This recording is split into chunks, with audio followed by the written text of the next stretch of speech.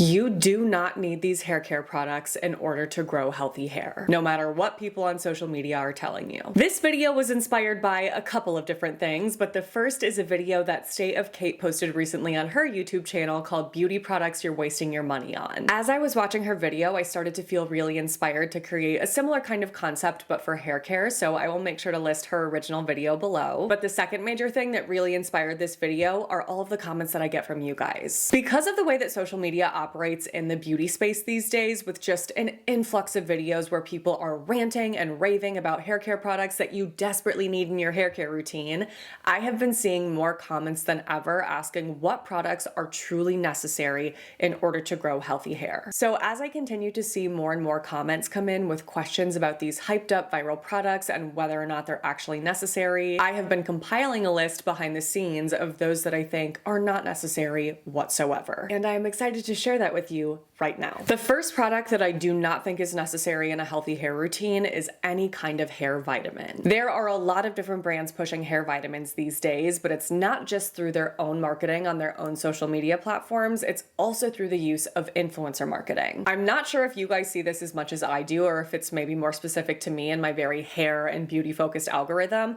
but I feel like I see a lot of sponsored content from influencers about hair growth vitamins making claims that are completely unsubstantiated. And I often see these sponsorships and low-key feel like the brand is kind of taking advantage of an influencer's lack of expertise in this area and getting them to say things that they wouldn't say themselves. And as crazy as that sounds, I know firsthand that that is something that does go down in the industry, because I am often sent briefs for sponsorship offers that have very specific talking points that are like a non-negotiable in order to accept the sponsorship. And I've had so many experiences where that list of talking points is a list of things that I would never say because I know that they are not substantiated. But if you take a look at a lot of these brands' websites, you will see that they're a lot sneakier with their verbiage than influencers are in sponsored content for the same brand. So let's take a look at Sugar Bear Hair as just one example of this. According to Sugar Bear Hair is the #1 best-selling vegan hair vitamin gummy sold by thousands of hair and beauty pros. It is allegedly trusted by millions for longer looking hair. What does that really mean? Does your hair just look longer? Is it actually going to grow longer? Which one is it? Completely vegan gummies made with fruit pectin, formulated with biotin, zinc, and other hair loving vitamins. They have some before and after photos here that are a bit confusing, if I'm being honest.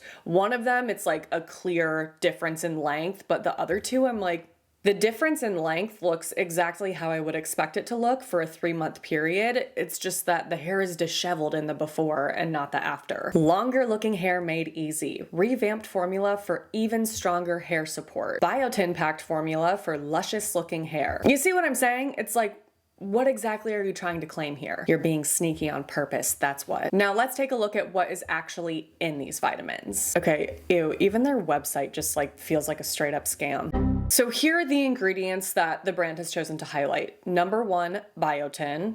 Eye roll. An amazing hair-loving ingredient that helps enhance hair strength. Asterisk. These statements have not been evaluated by the Food and Drug Administration. Yeah, no sh**. This is something I have mentioned before, but in case you haven't heard me say it, I feel like it's worth repeating. Unless you are deficient in biotin, taking a biotin supplement is not going to do anything for you. It's not going to make your hair grow longer. It's not going to make your hair stronger. It's not going to make your hair grow thicker. All of these claims that we see about biotin are just, again, completely unsubstantiated. Another key ingredient that they're highlighting is vitamin D, which I think is odd because that's something that you can easily get in any multivitamin, a vitamin D supplement, or just by being out in the sun enough. And then the rest of these ingredients they're highlighting in their Smart Root blend have very little, if any, evidence to prove that they help to promote hair growth when used in a gummy vitamin like this, or at all. Sugar Bear Hair is definitely one of the worst offenders in this category, where it's just like, what are you even doing? The approach that some of these other popular brands have is definitely a bit more professional than that, but that is just, I think, a perfect example of why you do not need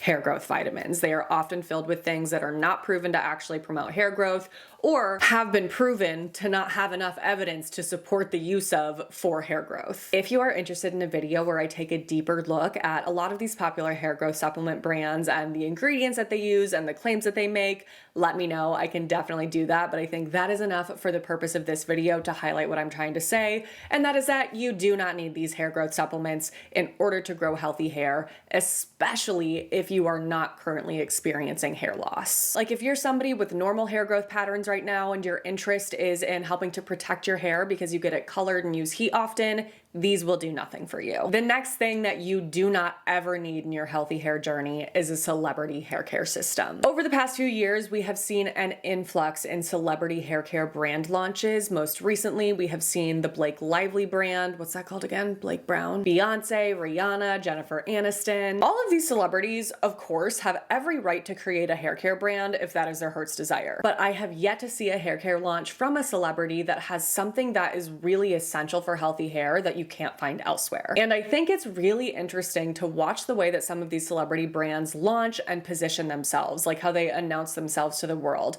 Because a lot of the times they do so with kind of this, how do I want to say this? Specifically, when I think about Jennifer Aniston and Blake Lively, I feel that those brands really leaned into the fact that at one point in time, these women were hair icons. They were known for their hair. They were known for having amazing hair. And then they kind of try to insinuate that the reason why their hair is so amazing is because of this brand, when that's usually not the case at all. Something I specifically remember from the initial marketing launch for Blake Brown Beauty is that they talked about the fact that this brand took 7 years to create. It's been in the works for 7 years. And I saw in my comments firsthand that that made a lot of people assume that like, oh, this is what Blake has been using. That's why her hair is so great. But when Blake really became known for her hair, I would argue was back when Gossip Girl was running. And Gossip Girl ended in December of 2012, well over 7 years ago. That's scary. So no matter what these brands are telling you, more often than not, that hair care system, those hair care products are not at all what that celebrity actually used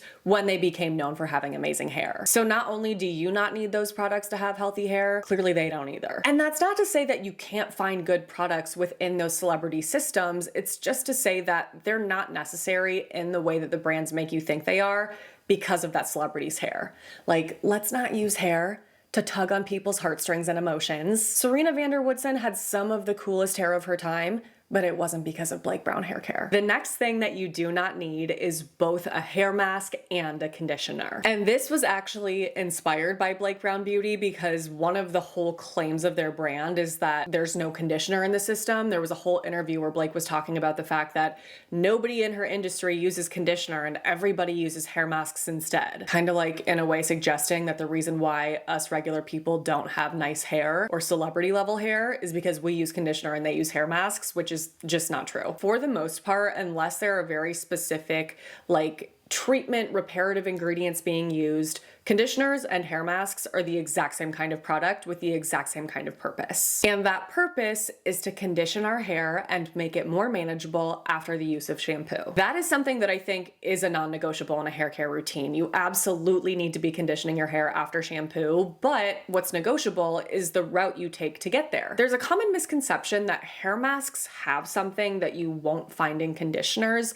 but more often than not, you'll find the exact same thing in masks as you do conditioners, just in a thicker, heavier formula. And that can be demonstrated by the fact that so many hair care brands have systems that include both a conditioner and a mask with the exact same kinds of ingredient highlights. The difference in those products really just comes down to the texture and the hair types that they may work best for. Conditioners tend to be lighter weight and tend to work better for finer, thinner hair types, where masks tend to be thicker and heavier and work better for thicker, coarser hair types. So if you have fine and or thin hair, then you may just want to use a conditioner for the purpose of conditioning your hair because it's going to be less likely to weigh down your hair. On the flip side, if you have thick and or coarse hair, you may prefer to just use a mask or to use both a conditioner and a mask in order to get the conditioning results that you want. There is absolutely no right or wrong answer here because again, these kinds of products serve the exact same kind of purpose. It's really just up to your own personal preference attachments and how your hair responds to the products that you are using. I like to use both conditioners and hair masks, but I don't always do that. There may be a time when I'm just using a hair mask in a routine or just using a conditioner that is plenty conditioning enough. Regardless, the idea that is often pushed in the hair care space that you absolutely need to use both of these products is just not true. The next thing that you do not need is a scalp scrub. That's not to say that they don't serve a benefit, because they absolutely can be helpful for certain types of things depending on what you have going on your scalp. One example of that is heavy product buildup. Let's say you're using a lot of leave-in products and you can actually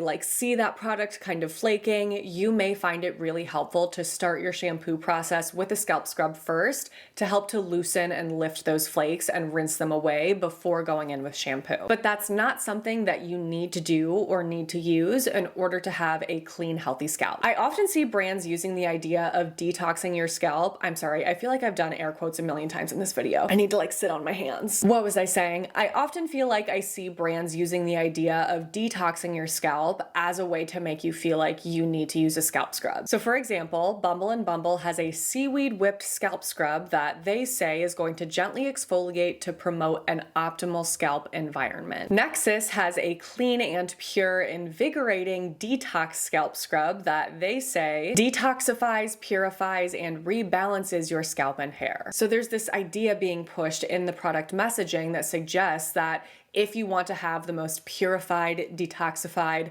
cleansed, optimal scalp, you need to use a scrub in order to do that. And that's just not true at all. If you are somebody that uses a scalp scrub and enjoys it, by all means continue to use it, because like I was saying, they can absolutely be beneficial for certain people and certain things. They're just not a product type that you need to have in your hair care routine in order to have healthy hair. The last thing that is not a requirement in order to have healthy hair is any kind of expensive hot styling tool, whether that be a blow dryer, a straightener, a curling iron, like for example, the Reponizer system I just tested, or some sort of hot styling tool system, if you will, that has different attachments like the Dyson or the Shark. While these are all tools that I have openly used and enjoyed, I have also been very open about the fact that I don't think that they're necessary. I'm never going to tell somebody that they need to buy a $500 hair drying and styling system if they want healthy hair, because it's just not true. Do tools like the Dyson and the Shark have their benefits and have their pros? Absolutely. They can make styling easier, quicker, more convenient, and they can cause less damage than some other kinds of hot styling tools. But there are other more affordable styling tools out there that are not going to excessively damage your hair compared to something like Shark